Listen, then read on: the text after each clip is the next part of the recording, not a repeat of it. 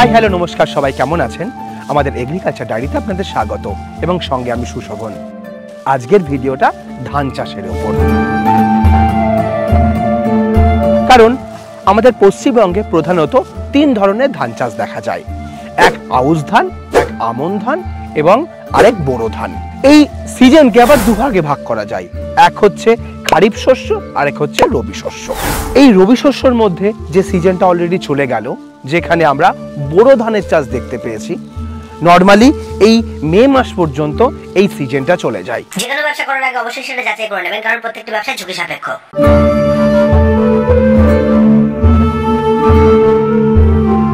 June থেকে October পর্যন্ত শুরু হয় খারিফ শস্যের সময়, যে সময় আমন ধানের চাষ হয়। আজকে এসেছে একটি চাষের জমিতে, যেখানে অলরেডি ধান কেটে এখানে শুকোতে দেওয়া হয়েছে এবং এই ধান ঝাড়াই বাছাই করে অলরেডি চাষিরা বাড়িতে তুলে ফেলবে।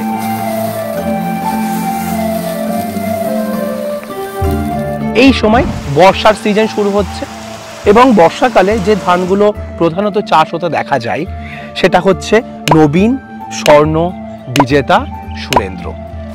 এটা বেশিরভাগ অঞ্চলেই দেখা যায় এই ধরনের চাষ হচ্ছে।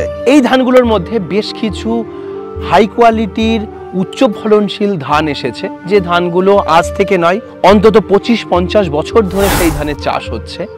আজ আমরা সেরকম একটি ধানের সঙ্গে আপনাদের পরিচয় করাবো। কোম্পানিটির নাম হচ্ছে পান। বিগত 50 বছর ধরে চাষিদের ভরসা অর্জন করেছে এই কোম্পানি। আজ এই কোম্পানিরই একটি ধানের বীজ হলো পান 804। বীজটির নাম হচ্ছে যমুনা বীজ।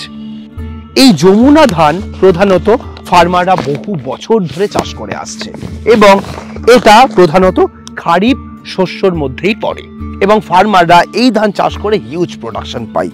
প্রধানত আমি যদি দেখি, আমাদের সারা ভারতবর্ষ জুড়ে যমুনা বীজ রপ্তানি করছে পান সিড কোম্পানি। এখানে বিহার, ঝাড়খণ্ড, উড়িষ্যা, ওয়েস্ট বেঙ্গল, আসাম, কেরালা, মণিপুর, উত্তরপ্রদেশ, মধ্যপ্রদেশ, ছত্তিশগড় সমস্ত জায়গাতেই এই বীজের রপ্তানি আছে। এই যমুনা ধান 140 থেকে 45 দিনের মধ্যে প্রোডাকশন দেয়। এই ধানের বীজটি অন্য ধানের তুলনায় এটি কিন্তু ওজনেও অনেক বেশি হয়। এর দানা অনেক পুরু এবং মোটা দানাদার। চাষিকে সবসময় বেশি প্রোডাকশন দিয়ে এসেছে বলে চাষিরা কিন্তু এই ধানটাই খারিফ শস্যের সময় লাগাতে খুবই পছন্দ করে। চলুন আমরা একটু প্যাকেট খুলে আপনাদের ধানের বীজটা দেখাই কেমন দেখতে।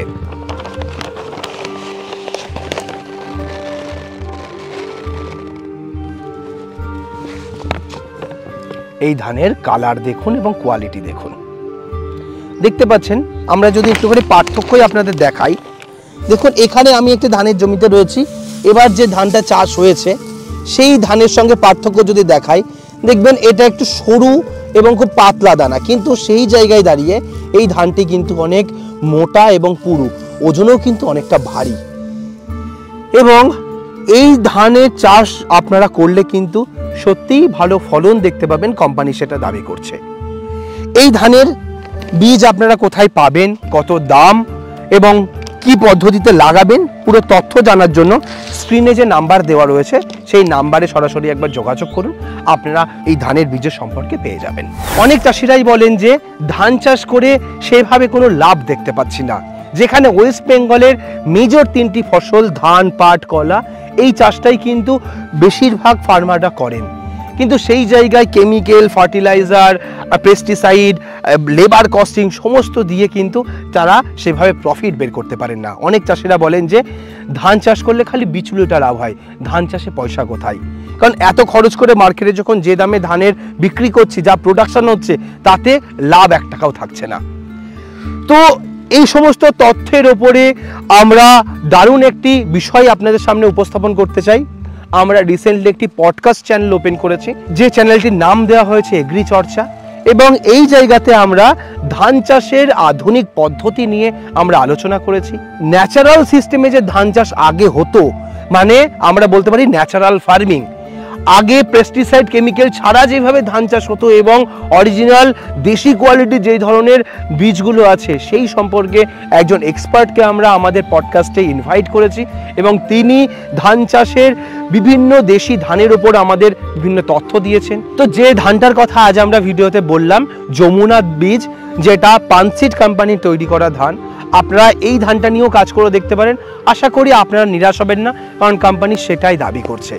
তো আজকের ভিডিওটা আর বিশদে বাড়াবো না, আপনারা আমাদের পডকাস্ট সেশনে আসুন, সেই চ্যানেল ভিজিট করুন এবং সেই ভিডিও দেখুন। আশা করি আপনারা ধান চাষ সম্পর্কে একটু নতুন কিছু তথ্য পাবেন এবং আপনাদের যেই লাভ হয় না যেটা বলছেন, সেই জায়গায় কিভাবে আপনারা লাভবান করতে পারবেন নিজের ধান চাষকে, সেই তথ্য আপনারা এই ভিডিওর মাধ্যমে জানতে পারবেন। তো আজকের ভিডিও এখানে শেষ করছি। পরবর্তী ভিডিওতে নতুন একটা টপিক নিয়ে ফিরে আসবো। ততক্ষণ ভালো থাকবেন, সুস্থ থাকবেন, বাই।